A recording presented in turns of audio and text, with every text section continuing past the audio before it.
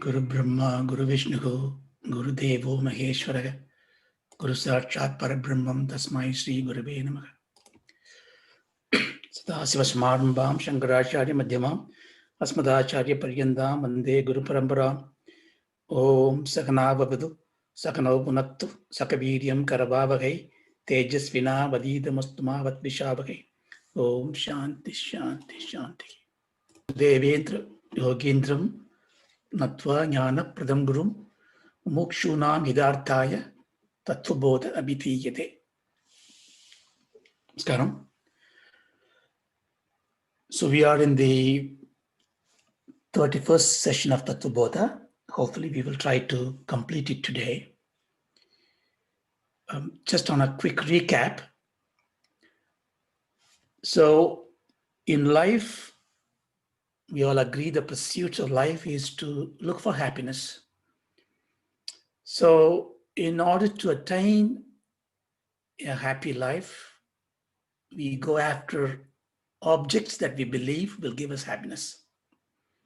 This is inevitable because the Shastras provide the permission that Dharmartha Kama are the Purushartham, and therefore we are happy to go and look for things that make us happy.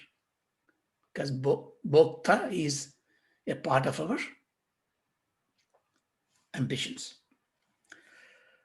But then when do we have Vedanta in our life? There is a time then we start realizing, I don't know how to take this off from this one, so let me just, do you see a screen or?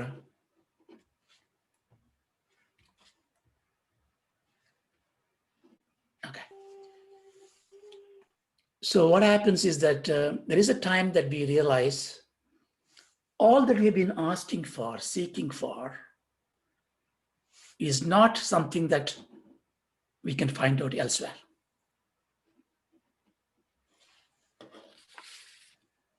Not only that, everybody, what they are seeking for is exactly the same thing. How do we understand this? Every time when you seek something in life, if you ask the question, why am I seeking this? That will give an answer. That's a very recursive answer. You have to keep on asking that. Why am I asking for this? Why am I asking for it? And it leads to one simple question that I want to be happy. That's the only reason for it. So therefore, happiness, fulfillment is what we need. And that's what the mukta, moksham that we're talking about. So the point where we merge into the Vedanta comes into our life is that when we start realizing the happiness that we are looking for is not in the things that we see outside. The fulfillment, we call it.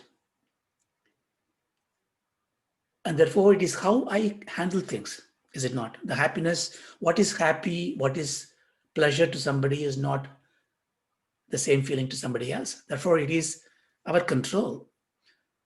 Therefore, all our search comes into one particular contemplation that how I handle things in life. Therefore, a sort of responsibility to be taken back to our hand, that when a situation arises, am I in a position to manage it so that I can see joy, happiness in this. Therefore, a sort of removing the attachment to the object, not really attachment, removing the belief that objects give us happiness, we turn into a position where it is our intellectual ability, emotional balance that gives us the happiness in life. Everybody will come to this stage at some point. When we are at that stage, I think that is a time Vedanta enters into our life. Because Vedanta is waiting for us to go around, experiment in life, seek happiness, in the course of it, find trouble, get scars, experiences, and then it suddenly dawns on us. It doesn't need to be in an age. It can happen in young age as well or as old as well. At some point it comes to us, yes, I think it is my responsibility to handle the situation. I am able to take a thing to be a happy thing or a sad thing. So therefore, the self-centered position comes into picture. That's the time you start questioning, even if it is in my hand, what is the role of God? What is the role of all this I do? How all this equip me to do what I need to do in my life, to live peacefully, freely. Then enters the Tattva Bodha, like Prakarana Granthams, and they say, tell you, yes, very good. Now it's a time to ensure your cluttered mind, soiled intellect for years and years and janmas of misuse, purify them, get qualified, have a chitta shuddhi, have a very drida buddhi, a very clear mind. How am I going to do it?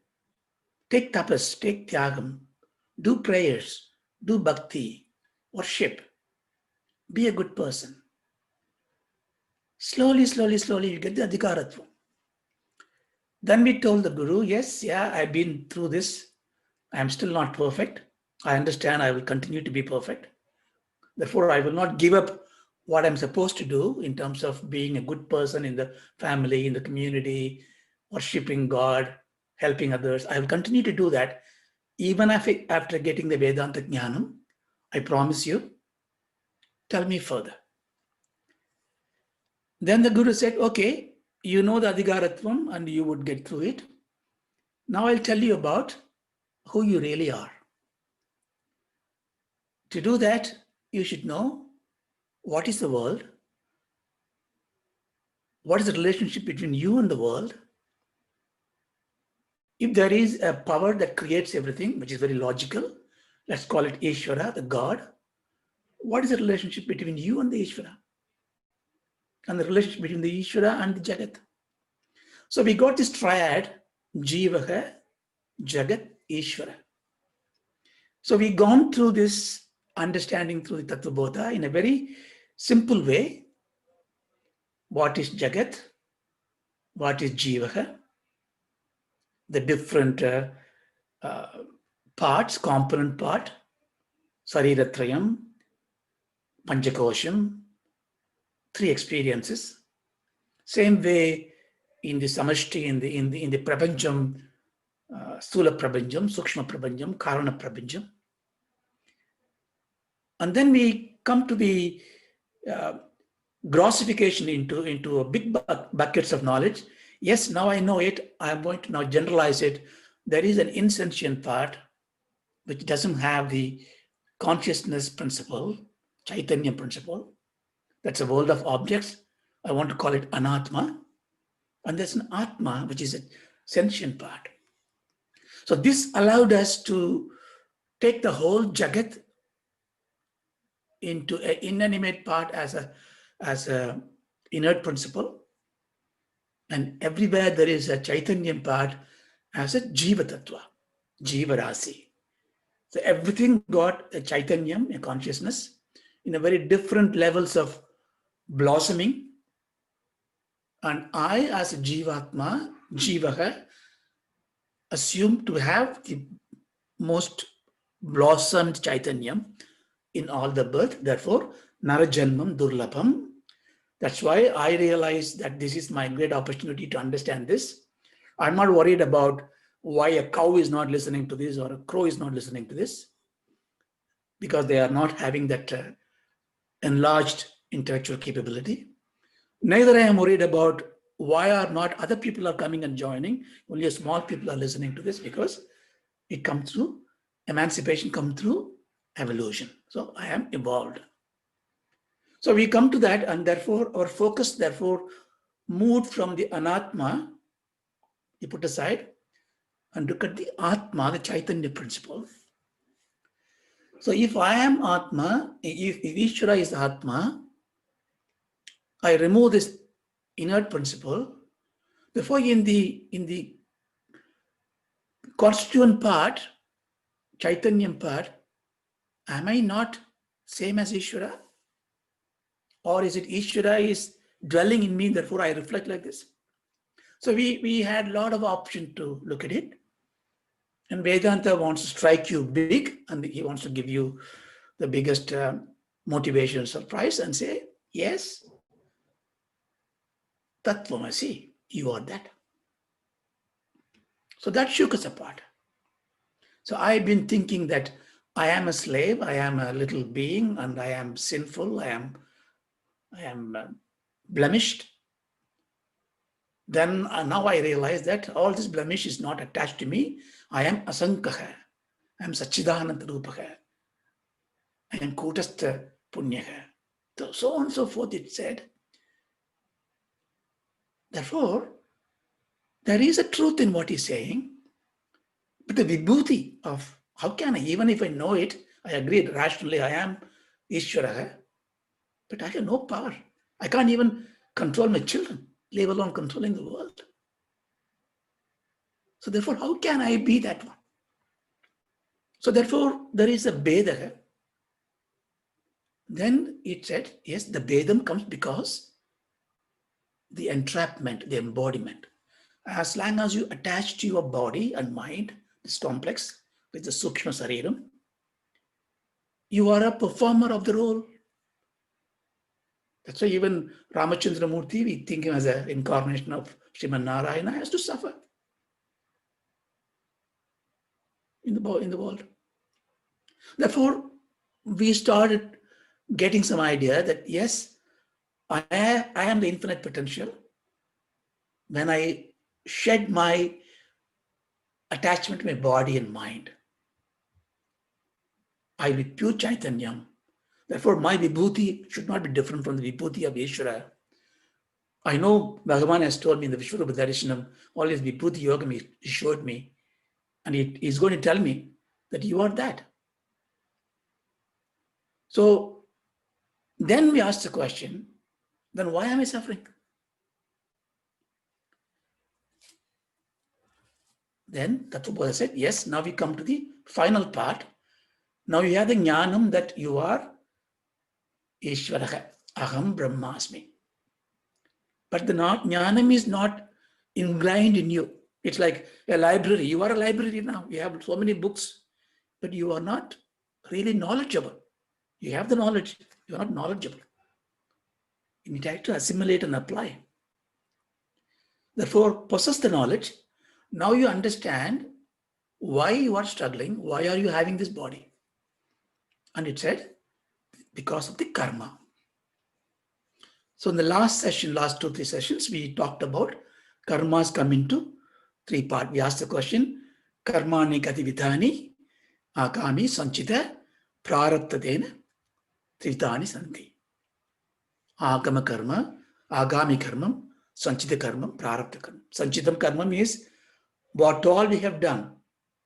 You see, the moment I take ownership of myself, I exist, then I take responsibility for my life. So everything I do, I have to get the result of it. I need to enjoy that, endure that. So the theory is, therefore, I have been living like this for many, many, many janmas. Therefore, I accumulated so many karma palam. See, every action that you do will have 2 kinds of effect on you. The action comes an output. The effect is on you. There are 2 types of effect. Drishtapalam and adrishtapalam.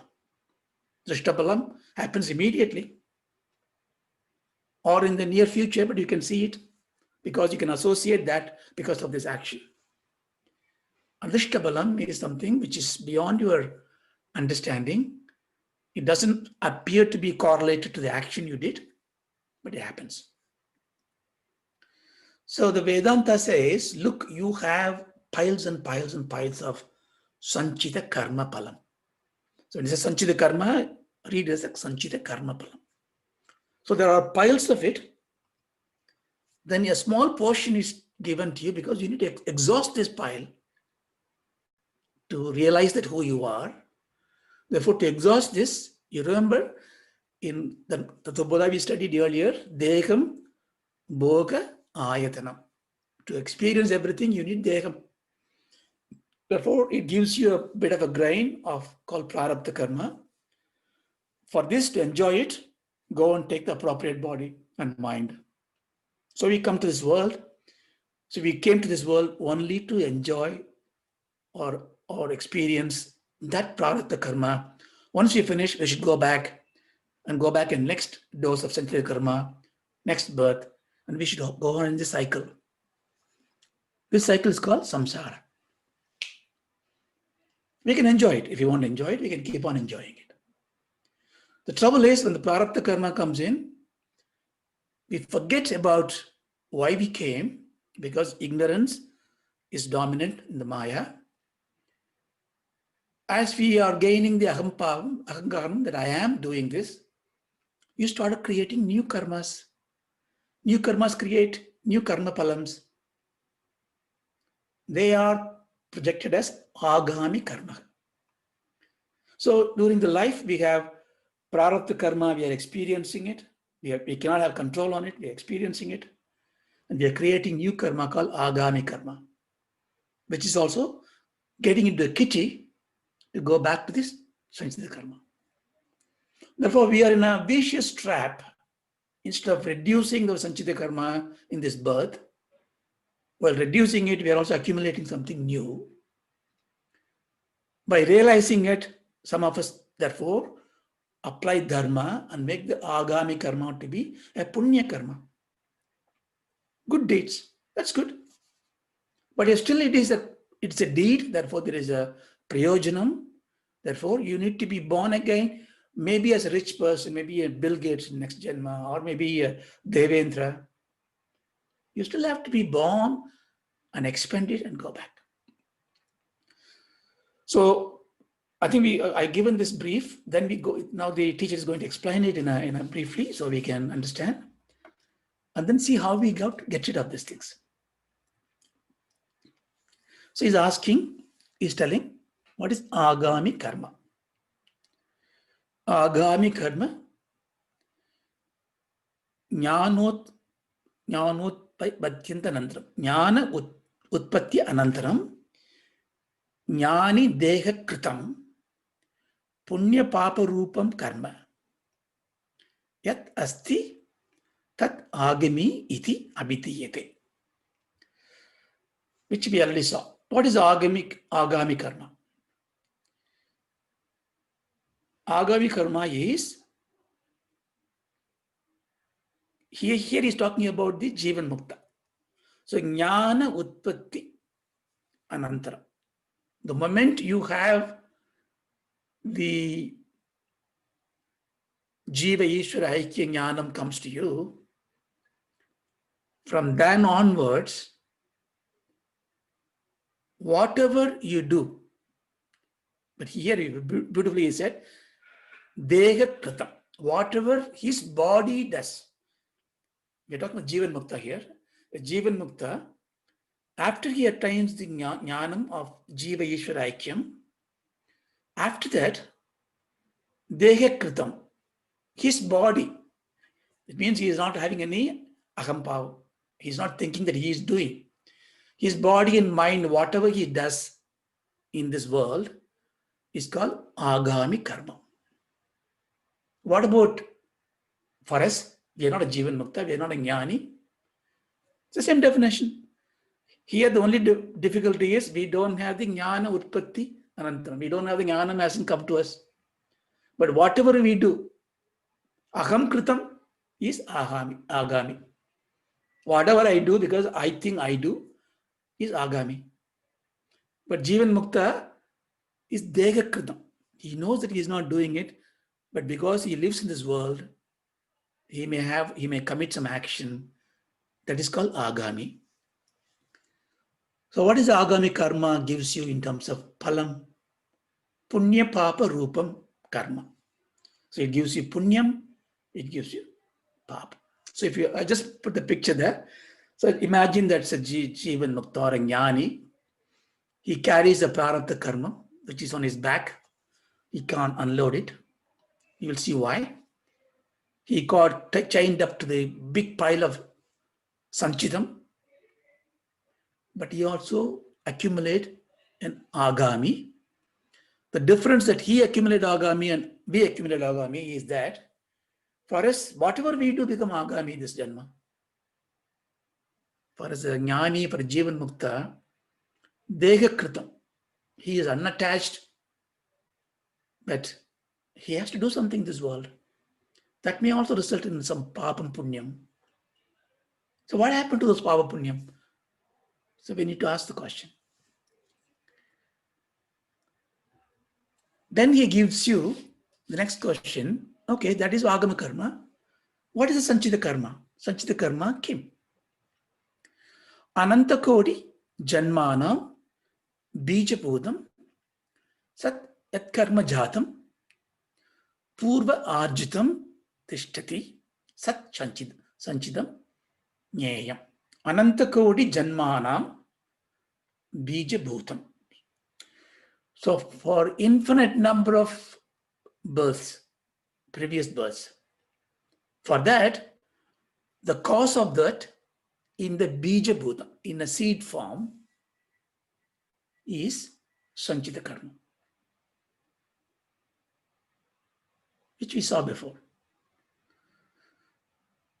which is yet karma jadam purva arjitam. Arjitam means earned, acquired. Purva arjitam means you have acquired before. Karma jadam. Karma jadam means because you did action. Very important here. Every action will give you something to earn. It has to be endued by the deha that did it. So deha paryantam. So if you have no attachment to the deha, no attachment to that, then you don't have the impact of it. But we are not like that. Therefore, sanchita karma means exactly what we discussed. It is what we do in many, many, many births. Okay. So I'm rushing it because we already saw this before. Then he asks about the prarabdha karma. Prarabdha karma, kim iti chet. If you ask me what is the prarabdha karma, idam sariram utpadaya iha loke evam sukha dukkhadi pradam yat karma tat prarabdham.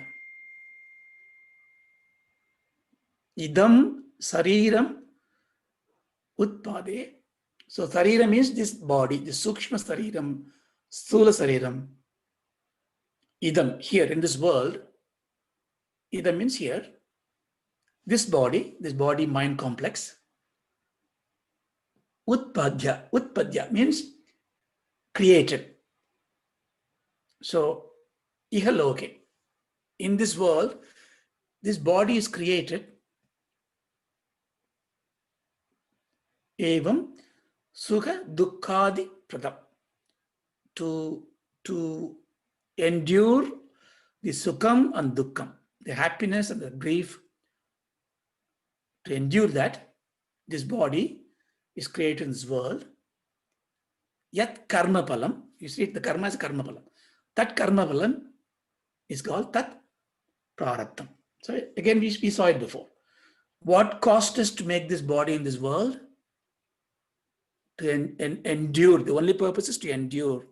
Therefore, that's why we know this prarabdham is very common in our family. We always say, if there's something happens, that's your prarabdham. So you don't think the prarabdham, therefore it is a Ragu in the 7th place or Saturn in the 5th place. No. No planet really gives us bad things. Planets are only indicating you that things are going to happen this way. They are indicators. But the karma palam is what we have done. So prarabdham is what you have done.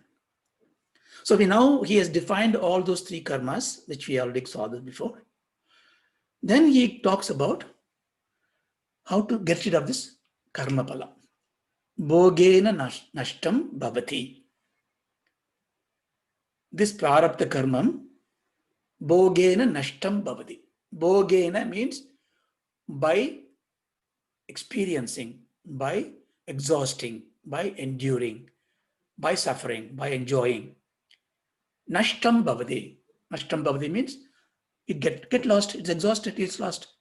So basically it's saying the prarabdha karma palam has to be experienced to get rid of it. So then he reiterates, prarabdha karmanam bhogat eva kshaya iti. Bhogat eva, only by experiencing.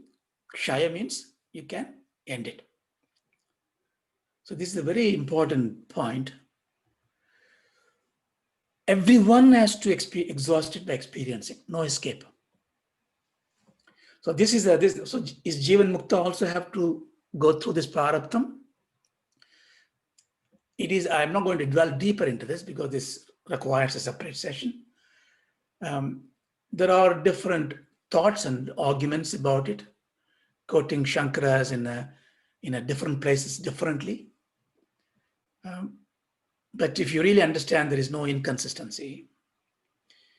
Here we are, all this Tattva Bodha is not teaching the Jivan Mukta. Tattva Bodha is for us. So whatever we are seeing here is from our perspective.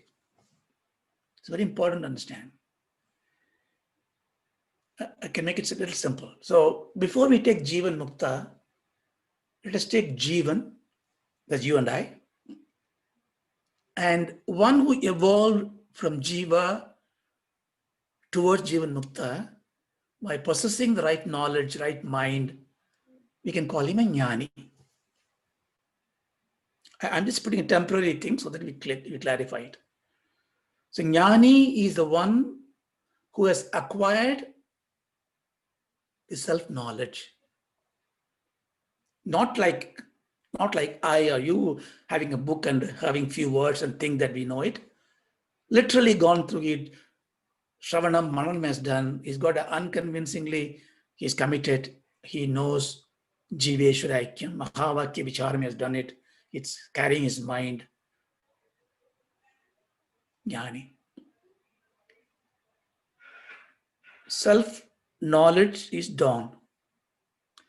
But he may not have the self-experience or self-realization completely blossomed. So I'm just laboring the point to give you an elucidate this one. So many of these jnanis, the jnanis can be in sannyasa dharma and grihasthashram, it can be a student, a woman, man, child, doesn't matter. The jnanam can be a God's gift, you acquired it. And therefore you are in a nididhyasanam to be in the nishta, and you suffer. You see suddenly, why this person is so good person suffering? He's jnani, he's preaching things.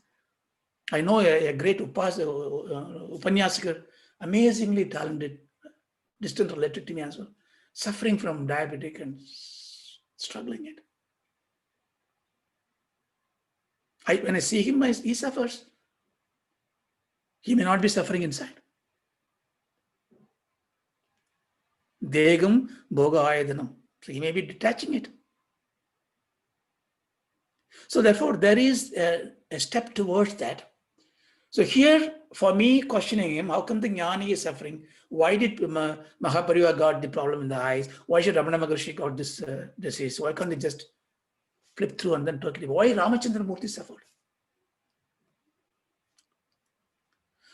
So they are not owning to this body.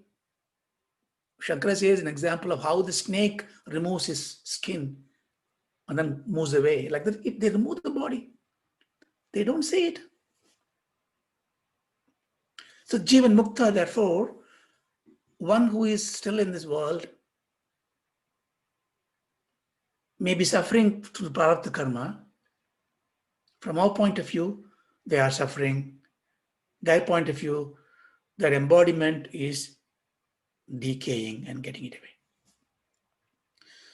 So we keep this in mind, and there are going to be lots of questions. See, in the Tattva Bodha lecture, we have some 30, 40 classes, it illumined, at least for some of us, illumined a dark room. Imagine there are 40 rooms we have crossed across. In every room we enter, it was darkness. The conversation we had and a joy in learning, this light is put on. Yes, therefore the darkness is gone.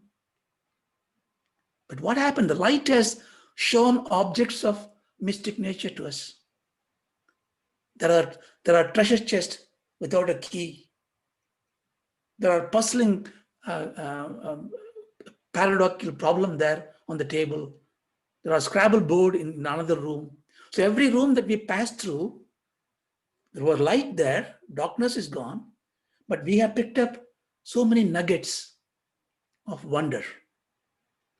So everything is not resolved in this classes, but it has given you so many nuggets to polish it. So this is one of the nuggets. How does the prarabdham work on a Jivan Mukta? What happened to him on the Sanchita karma? Okay, he is going through the prarabdham, so he is no different to me. Only thing is I suffer, he doesn't suffer. I just, every problem comes in, I create a drama around me, whereas he is just smiling.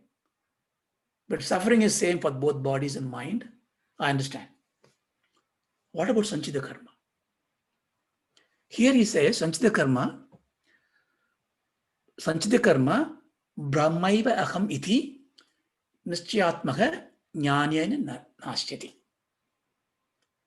Brahmaiva aham brahmasmi iti. Here we are talking about the Jivan Mukta. Because the moment he realizes self-experience, self-realizes, Advaita bhavam, when he knows that I am Brahman, that creates an enormous fire of knowledge. In that fire, what the Veda says, all the piles of grain that we have stored as karma palam sanchidam is burnt in one stroke. Completely. Not for us. Because we have not got that jnanam yet. Here about Jivan Mukta. Therefore, if you need to burn down, but this is a promise. So this is something sounds better than prarabdha karma, because prarabdha karma still I have to carry even if I get the jnana. But sanchita karma, I can burn it down. So therefore, aham brahmasmi is the goal. Aham brahmasmi requires tattvamasi bodhana. That requires my adhikaratvam. Therefore, we go back to square one, where we started. Yes, I know now the way. I need to now practice it. Therefore, Jivan Mukta exists in the world. His pile of sanchita karma is burnt. So the next question, therefore, is what happens to the agami karma? Agami karma api jnanena nasyati kimcha agami karma. Okay. Agami karma api. So agami karma also jnanena nasyati. In this jnana of Jivan Mukta, that is Jiveshwara Aikya Maha Vakya Atma Bodham has come to him, it is gone. And he gives an example, Agami Karma Nama. How is it? Nalini Dala Gata Jalavat. Nalini is a lotus or lily flower. Dalam means the leaf. The lotus leaf, Jala means water. If you put the water in the lotus leaf, it doesn't stick. It just goes away. So similarly, the agami karmas that is occurring, you remember, the jnani or a Jivan Mukta, when he lives in this world, he has to do some karmas. There is a view that why can't the realization comes on, he immediately disappears to the Parabrahma? Because the body is detached. Why does he need the body? Why can't he burn the prarabdha karma and goes into this? Imagine that is the case. We won't have any gurus. Who will teach us? Is it not? Every jnani get that thread, then they disappear. They don't exist. So prarabdha karma is a prayojanam for us, because by suffering their disowned body and mind, they lead a life of example for us. Ramachandra Murthy, if we take him as the Avadara Purusha and Sriman Narayana worship, that's fine. Then I think that's one way of looking at it. So I submit to think, when you look at them as a human being, it is a lot more inspiring, is it not? What is so wonder about God comes to this world and then he sort it out? Well, okay, he's supposed to sort it out. He's all his creation. He's all powerful. But if someone has come on this world as a human being and struggle in life like you and I struggle, what's than us? I mean, Ramachandra Murthy's struggle is nothing compared to us. Therefore, I would like to see him as a human being who evolved into a Jivan Mukta and the Paramatma. Just for the conversation's sake. Don't mistake me. I'm not degrading anyway. Like same way, Manisha Panchakam, Vidyarana Swamigal is saying that Chandalan who comes in front of Adi Shankara finally show him as the Lord Parameshwara. Well, I like to think, no, let him be Chandala himself. Why not? A Chandala can have the same Atma Jnanam. Even a great scholar like Shankara's disciple can learn from a Chandala. Then the divinity is there everywhere. Sometimes we try to immediately make a holy person as a god so that we can safely take him away from us, put him in an idol, put him in a puja room, lock it up, and once in a while do the arti. Bhagavad Gita book put in the shelf, in a Saraswati Puja, take kumkumam and do the arti. So we keep them reverential and remote and distant, which is not the case. But that's why Ramayanam is called, it's not a Ramacharitam. No. Valmiki's Ramayanam is Rama Ayanam.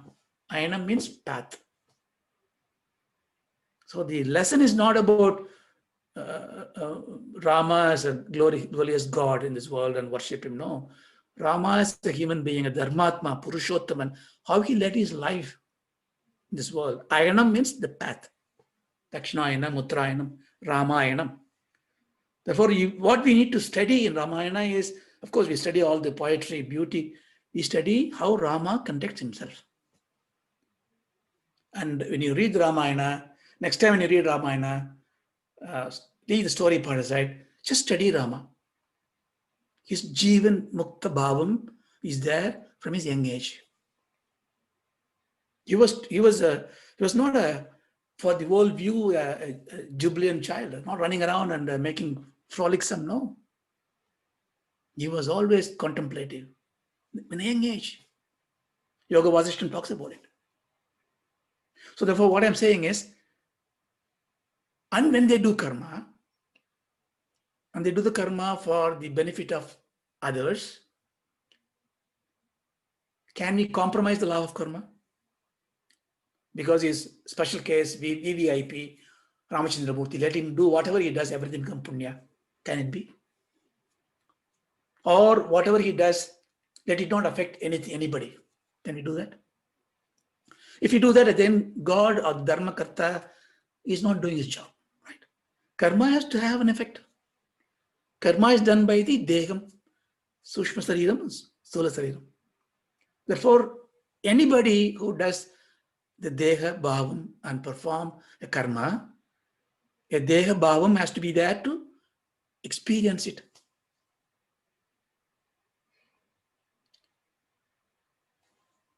But Jivan Mukta has like a lotus leaf. He's unattached to it. So what happens to his Agama Karma? Because this Jnanam that he has got barbecues the seeds. The seeds are completely roasted.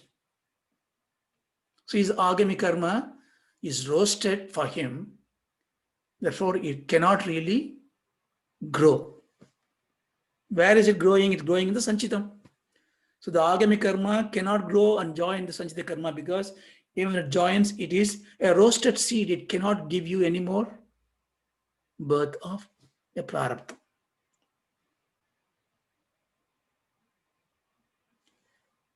Well, it does not grow, but a roasted seed I can eat. Roasted cashew nut I can eat. So roasted agami karma can also be a benefit or a trouble to some deha, is it not? Yes. But Jivan Mukta does not want it because he has no deha, he has no bhava, deha bhavam. So what does he do with this agami karma?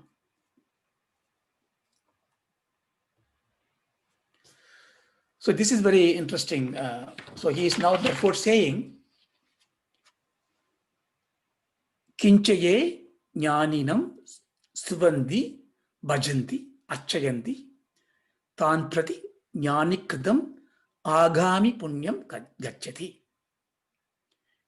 E jnaninam nindandit vishandit dukkha pradhanam kurvanti tan prati jnanikritam sarva agami kriyamanam.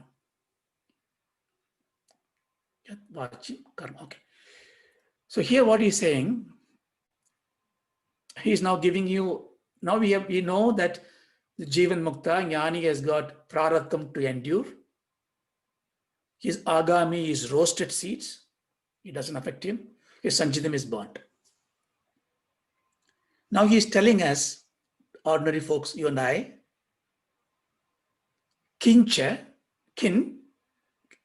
means also, those jnanani, stuvanti means when you praise them, bhajanti, worship them, archayanti, adore them. So when you look at the jnanis, jivan muktas, and when you worship them, pray to them, adore them, then jnani kritam agami punyam gacchati. Jnani kritam, whatever the jnani has done in the agami as a punyam, gacchati, it goes to who? Tan prati, to you, that person. So if you therefore worship, adore, praise, do seva to such jivan muktas and jnanis, all their agami punyam, remember here, agami punyam happens when he does the karma, good karma, the jnanis accumulate punyam. For him it is a roasted seed, it will not grow, but it has to be enjoyed by somebody. That comes to the person who is worshipping it. See that agami punyam, that's why I put as a gift box. So he is having the gift box all the time. So when you see this jnani, jivan mukta, but I do not know who is jnani, I do not know who is jivan mukta, then be very cautious. Never blame anybody. Because next he says,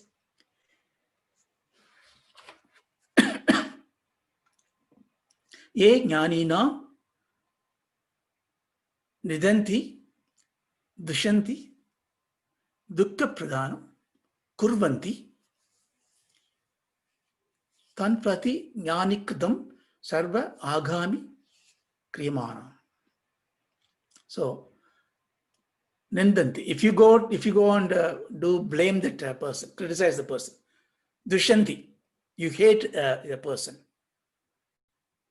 dukkha pradhanam kurvanti, with the dukkha pradhana means with the motive of creating trouble to them, you do something, kurvanti, if you do something. Then what happened? Tan prati, towards that person, whoever is doing that one, jnani kritam sarva agami kriyamanam. So whatever the jnani did in the agami kriyam will come to you. How? Tat vachyam karma papamakatvam tat gacchati. All the papams come to that person. So I think it looks like a threat, isn't it? I mean, he's saying, if you look at the great seers and jnanis, and if you praise them, worship them, service them, whatever the punya they do in this janma, it comes to you. A share of it comes to you. Therefore, it's good for you. So therefore, even if they don't give you a prasad, they don't give you a word, they're just sitting there idly in a Rishikesh, you see him and you do namaskaram. You even put money, he doesn't even acknowledge. Don't blame him for it, because just because you're worshipping him, because why he give? Because he doesn't want it anymore. It's a gift box sitting there. It comes to you. Because that karma palam has to be expensed.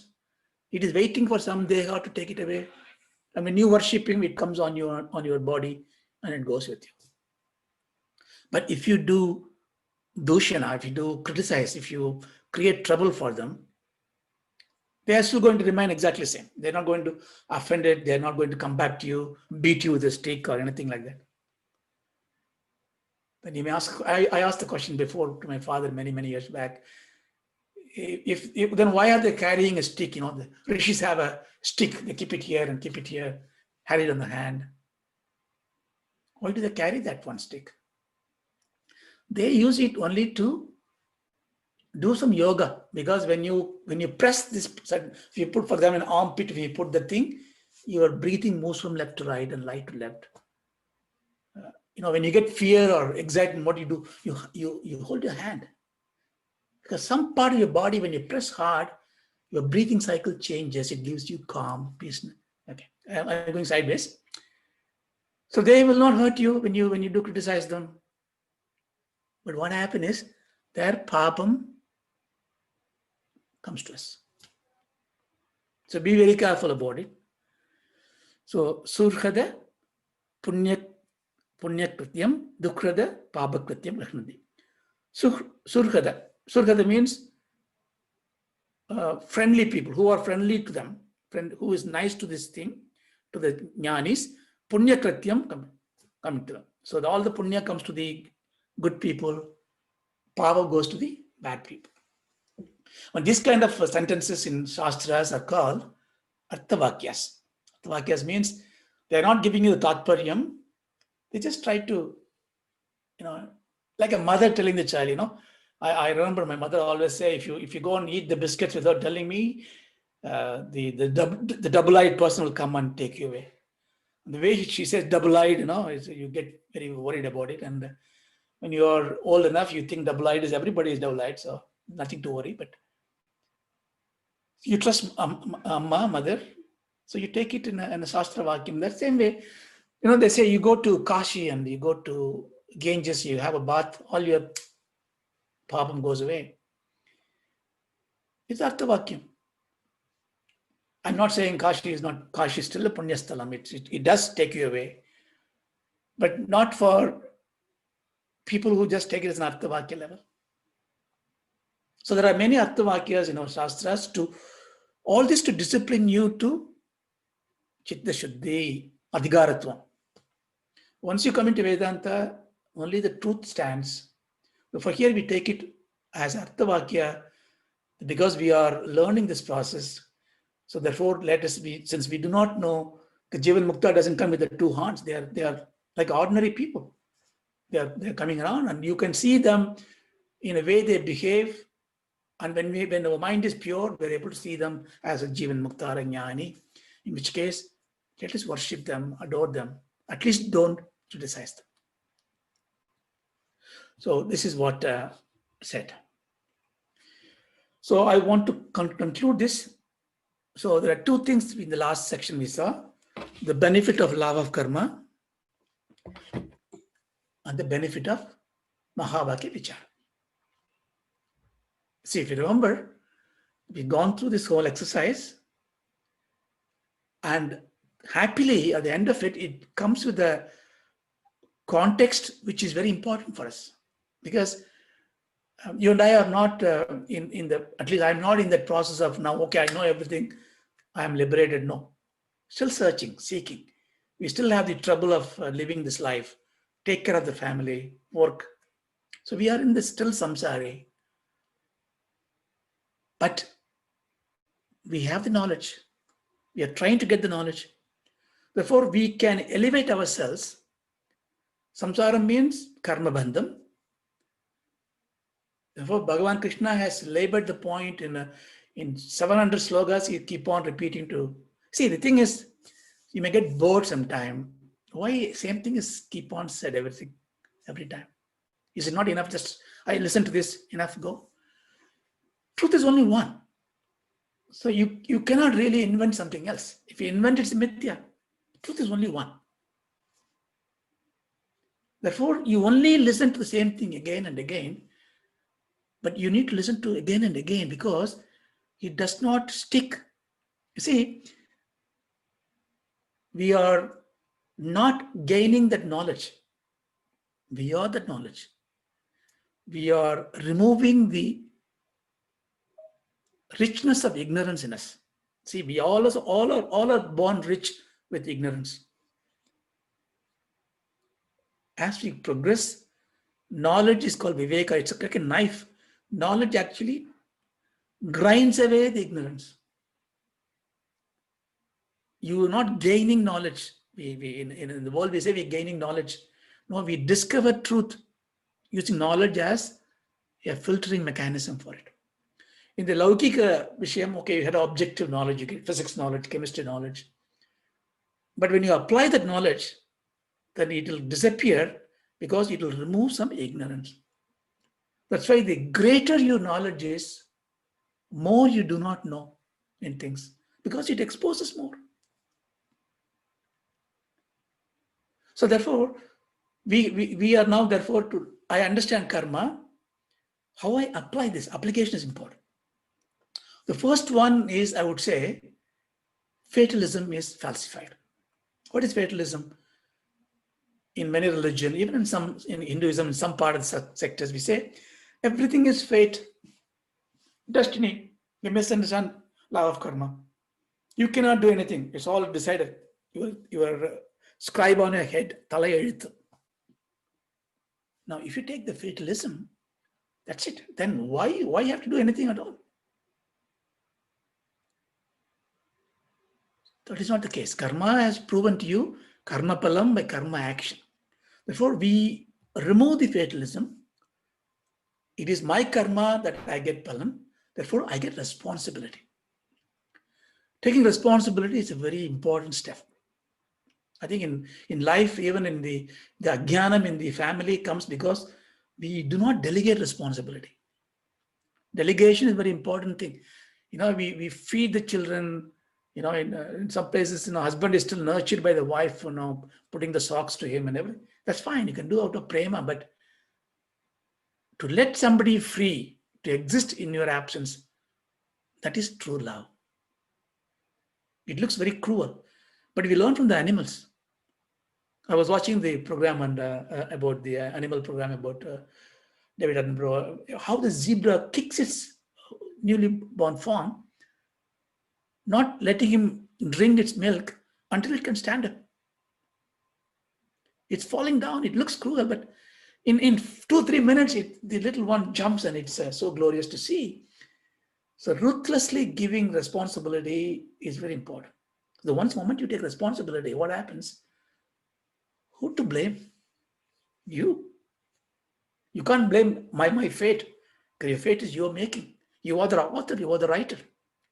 Therefore, the moment you take responsibility, you attain the pathway to freedom.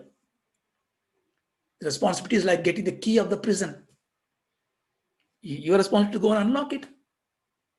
So it is very important. So don't afraid to take responsibility. That's what the lava karma gives me. So it's a benefit I got. Then I get this view. I get the unjust view of the world. I go to temple. I do karma. We do seva to other people. I struggle. I look at the next door neighbor. He goes to the pub, drinks, loud music. Fantastic. Every year he changes the car. Maybe I should live like this. So dharma is not really helping. So we have this unjust view of the unfair view. We have the view and we try to justify it. Charvaga do this justification. No. Lava karma taught us, no, that is not the case. Because don't equate what is he enjoying now and what is he doing. Because what he's enjoying is what? Prarabdha. He's expending his credit. What is he doing is agami, is accumulating. Therefore, don't compare his virtue, his glorious life now and sinful act. They are not correlated.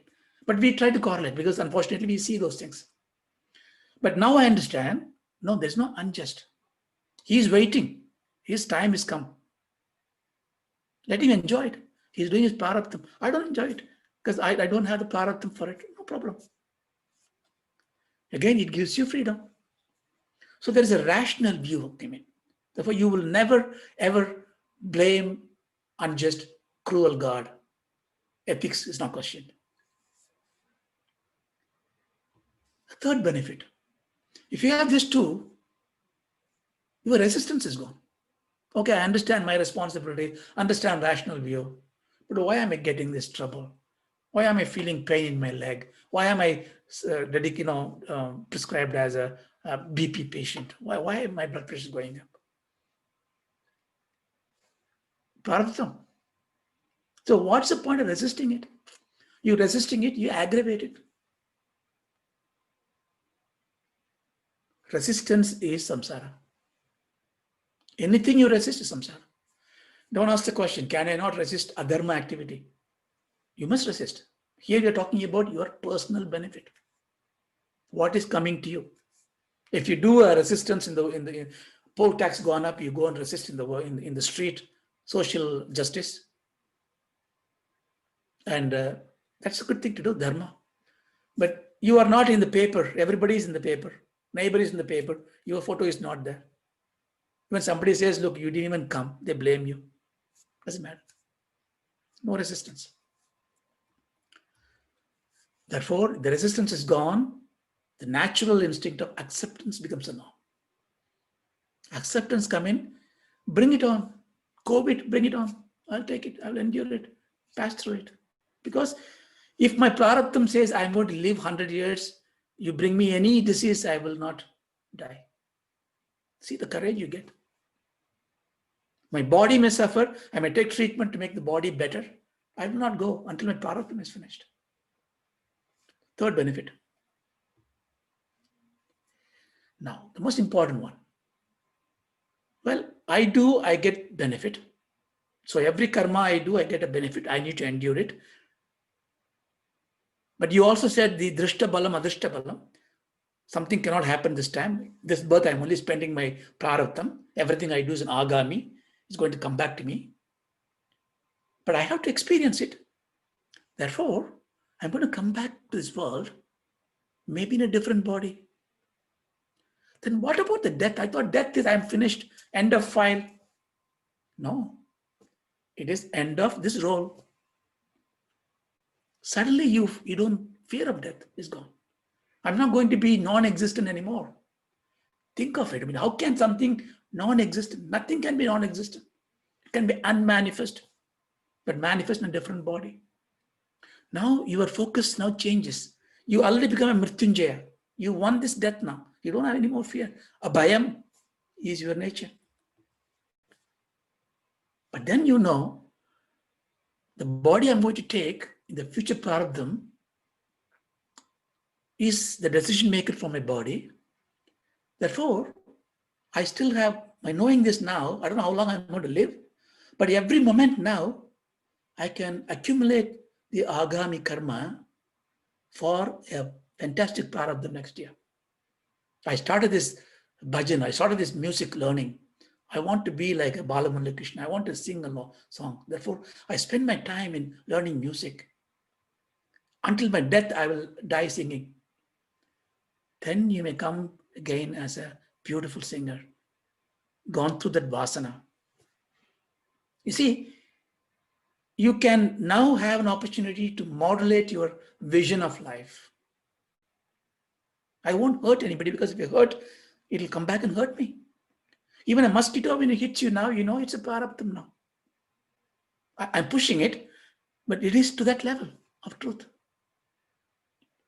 So you are now responsible, rational view, accept everything, and powerful to change your breath. So don't I need God to help me? You do your job, God will do what he needs to do. You don't even need to pray after that, because it is God's responsibility that your good jobs are delivered well. Now, one thing that will be sticking there is my good job, I am doing it. That has to go. Because I want to be like the Jnani, I want to be a Jivan Mukta, I want to be free. The Praratham is indestructible, but Praratham does not affect the Jivan Mukta because he has no doership. What is his doership? It's called Aham Vasana. The Aham, this feeling comes, there's a first vritti that comes in our mind. It comes at when you come from deep sleep, when you get up, when you study Yoga Shastra, we can identify this. The first thought that comes is Aham. That's why you get up in the early morning called Brahma Muhurtam. Brahma Muhurtam means that occasion. Brahmam, the Akam Chintana, Akam Vasham comes out. By getting up that time and focusing the mind, you are able to see that Arunodayam. That's called Arunodayam. And you can say, I am Chaitanyam, I am not this body. You can modulate that one. But we forget it. So we sleep, and 4 o'clock is a good time. We kick the alarm clock, and then we go back and we get up after some dreams. So we lost it. So when the Aham is gone, you do the job as that you do. How can you do that? Bhagavan says in Bhagavad Gita, I think we say, if I have to say one slogam that is essence of Bhagavad Gita, I would say this one.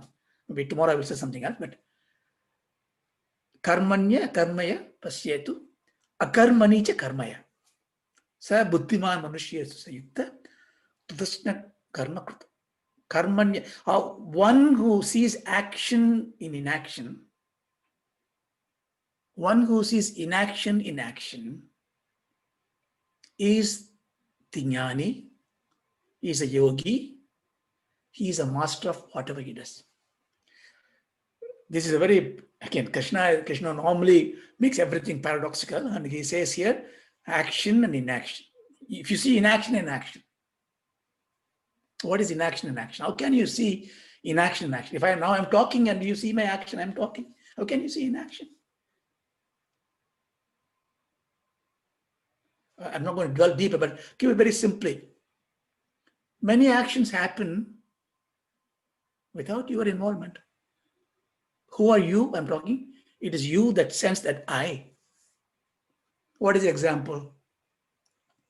I am talking. My mouth is talking. I'm thinking. I know I'm talking. But my heart is beating.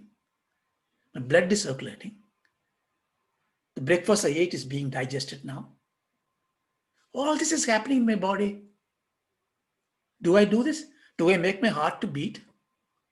Do the blood goes in there? Action is happening. I have nothing to do with this. I'm able to see the act of nature gives a lesson. Look, the three gunas are making this one. The rajas, tamas, sattvic gunas are making this one. You are able to dissociate yourself from the heartbeat and digestion, excretion, all this thing happening in your body. You say, I'm not, I'm just witnessing it. You're able to do it. Step forward. You don't think, thought comes to me. I don't think of this word that comes to my mouth. Now it comes to me. So I can't take ownership of it. I'm not doing it. I am witnessing it. It is happening. Step forward. If I can now take that to every action I do. Oh, it's very difficult. I'm cooking it. I know I'm cooking it. How can I say I'm not cooking it? Oh, you cannot. Certain things very difficult to dissociate. But you observe it. When you cook, you observe you are cooking it. You can see this role like you're watching a movie. When you watch a movie, everything is happening in the movie. 3 hours of drama. We purposely go to punish ourselves or make us happy ourselves, depending on the movie. But all the time, you are untouched. You may show emotional part of it, Or when it's a 3-dimensional or a 4-dimensional movie, when the chair is kicking, your body may go. So even Sukshma Sthula Sariram may have a reaction to it, but you are absolutely an observer. So if I get the first 4 steps understood, I know I can do the action without my doership. That means I'm doing karma yoga. That means what do I do? How do I do this one? How can I do this one? Bhagavan says, karmanyeva adhikarasya. So you have every right to think about what you need to do. Enjoy, you take the ownership for it. I'm going to do this. Think about it, calibrate. Many times you think about it. Then you start doing it. Once you've done it, it's not yours.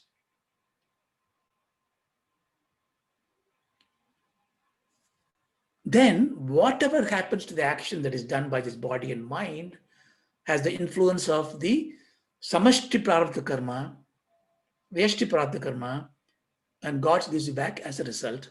Therefore, anything that happens as a result of it is Ishvara Prasad. So therefore, whatever happens in life becomes reverential. So suddenly your mundane, monotonous, boring, pathetic life that you think that you have becomes divine, holy, reverential. You see, it's all not even taking the Maha Vakya Vichan, just the karma, lava karma. That's why I think we should take the first step in life. Karma yoga, karma yoga, karma yoga. So do everything without attachment to the benefit of it. Take all the blames if it comes in, all the pressure that comes in, and then think that every action that you do is putting the brick for the beautiful building of your next Janma body.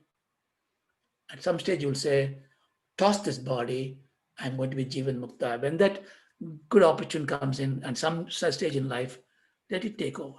So this is the lava karma. Now he talks about the Mahavakya Jnana Palan. So he says, Brahmananda Palam.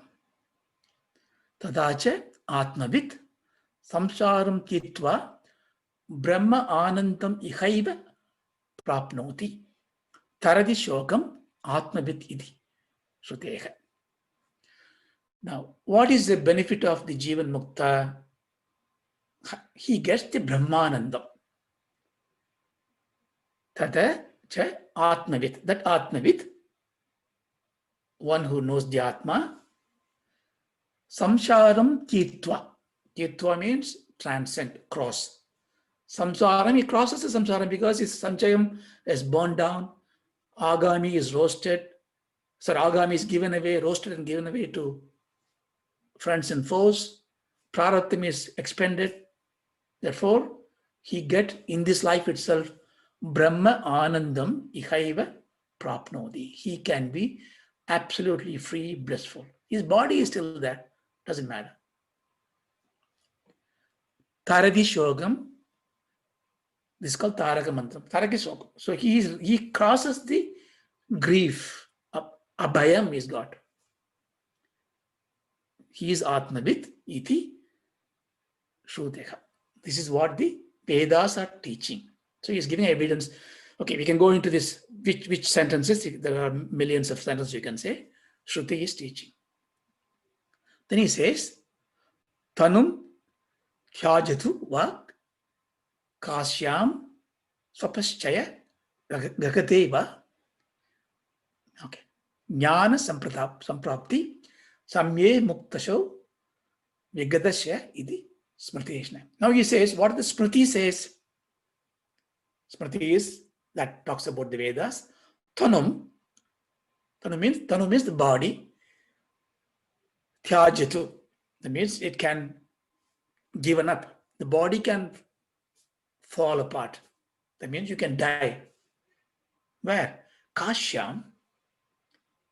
Either the body falls in the holy Kashi, in the Tirtha Yatra, in Punya Ketra, or Swa means dog. Swa, Pascha. Pascha means one who cooks the dog. One who cooks and eats dog. Maybe the low class loafer. So pascha grihetvava. So suppose the jnani goes to a Chandalan's house who eats dog. In his house, his body falls apart, his prarabdha ends. Or he is in Rishikesh or Kashi, Varanasi, where he dies. Who cares? Doesn't matter. Why? Jnana samprapti samaye. Jnana samprapti. Prapti means attaining. Samprapti means gloriously attaining. Jnana. Which jnana? Jiveshwara Aikya jnana. Samaye. When he attains the self-experience, self-knowledge, self-awareness, realization, even that samayam, that moment itself, mukta asav. He already become a mukta. He already liberated. So he may be living now until he dies now. He died in the gutter. You see, the jnani fell down on a gutter. Or people say, oh, he died on Uttarayan, not in Uttarayan Punyakalam, so therefore he has to go in the Pitirloka path. Bhishma is holding his thing until he has to wait for the Uttarayan Punyakalam. But it is all false. Bhishma is a great jnani, is it not? Yeah, jnani, but not a Jivan Mukta. That's why he is looking for the good embodiment to attain. Maybe he come back again as a Brahma or Pragaspati, I don't know. But is it not true that you must, some people say, I want to die in my holy place. People go to Kashi and stay there. If you go to Kashi, it's a very pathetic. They stay there 30 years, 20 years, they live there to die because they know Kashi nam maranam punyam. They misunderstand. Varanasi. Vara means Purvam. Nasi means nose. Varanasi is the place where this jnanam. You die with the jnanam. So there are so many ways you can go. I'm not going there. But what I'm saying, all this is not jnana kaivalyam. These are all seeking a betterment. Vedas support that. Yes, if you go to Uttarayanam, you go through the light path, you go to Devaloka, you do. So it encourages, all Artha Bodhas encourage you to do punyas. So don't regret that some of your ancestors passed away in the Dakshinayana Punyakala, therefore they won't get mukti. No, it's nothing to do with this. If he is a jnani, he will get Jivan Mukti. So all this is in Vedanta, does not take anything irrational. But they are important to use it to bring our life to a discipline. So here, therefore, he says, Vigata Ashaya means karma palam. Vigata means without. So he has not have any more karma palam. Even if he is doing a karma, Smriti says, like we know karmanya. We just know saw Bhagavad Gita. So he is saying, therefore, Jivan Mukta is like that. Iti Tattva Bodha Prakaranam Samaptam. So Tattva Bodha finishes like this. So therefore, I want to say that we've gone through this 4 parts. So we got Adhikaratvam, Tattva Vicharam, Maha Vakya Vicharam, Prayojanam for Karma Palam, and the Jiva Vakya Vichara Prayojanam. That completes the Tattva Bodha. So I would say this Shanti Padam, and I would say maybe if you are willing, we can take the next class to understand the Shanti Padam, which will be a very interesting one. By reciting this, we will conclude this session. Om Purnamada Purnamidam Purnat Purnamudachyate Purnasya Purnamadhaya Purnamyeva Vasishyate. Om Shanti Shanti Shanti. Namaskaram.